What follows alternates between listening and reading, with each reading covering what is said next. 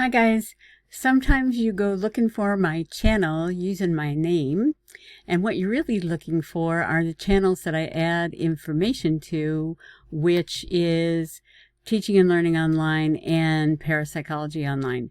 So this one's going to get a new logo, and this one is a channel that my husband and I have that supports our educational projects in the scientific study of psychic phenomena and experience and its relationship to psychology and other disciplines.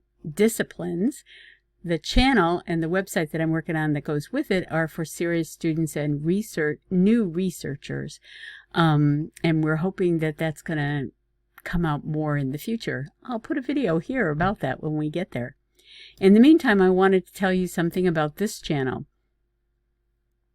Basically, because people have been signing up and getting subscriptions to this channel in recent days, I decided I really should redesign it so that it is not a sinkhole of, 10-year-old videos that were the inspiration for the other two channels. And what I've done is I've set it up as a curation of my interests. So obviously, needlework and knitting are an interest of mine. These are some bears that I made for my great nieces and nephews a couple Christmases ago. You can find out about me on the Azire website. That's our personal website. And my Twitter feed is clicked here. I don't really use it very often, but you can go look if you'd like.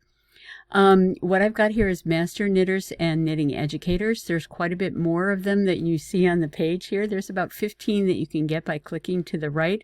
And if you click on this, you'll get a few more than that. These are people that I really rely on to teach me how to be a much better knitter and show me what's out there. It's astonishing what is out there in terms of quality and just talent in putting together things, dyeing yarn, spinning, weaving, and all kinds of traditional ways of knitting and so on. Is just amazing. These are my favorite podcasts to knit to, and I always watch all of them when they pop up, although sometimes I spend a lot of time and watch later because they're a little long or I've got a backlog, but you'll see quite a lot here, especially if you click on this. I'm also interested in vintage knitting, and if you know other vintage knitting websites other than these two, I'd be happy to hear about them. This one is brand new. She's still struggling with her technology. The picture's not so perfect, but she's got some great content and is a lot of fun to watch. This lady does a lot of as you would expect, vintage knitting, and is a very clear presenter and has very interesting projects. Then I have a history of knitting, which are individual, this is a playlist of individual videos that have to do with the history, and a lot of them are from Roxanne Richardson, who is a master knitter and a master hand knitter, and at the moment is doing a project on knitting in using 18th century and 19th century patterns, and it's just fascinating. I'm also interested in hand sewing because my 100-year-old sewing machine is in storage at the moment, and I got started with Bernadette Banner. She's excellent and has some incredible skills, and I've been watching these ladies. There's a few more here recently. I tend to knit to them too sometimes, and like I sew sometimes to my knitting podcasts.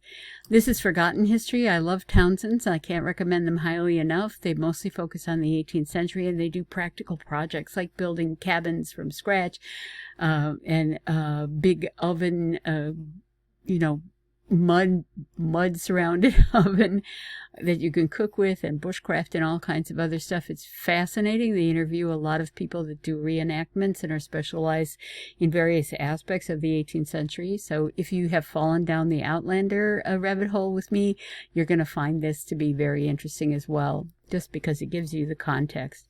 Not Your Mama's History is a wonderful channel by a great reenactor who has a great perspective on what she's doing and makes a lot of her own clothing and is very interesting.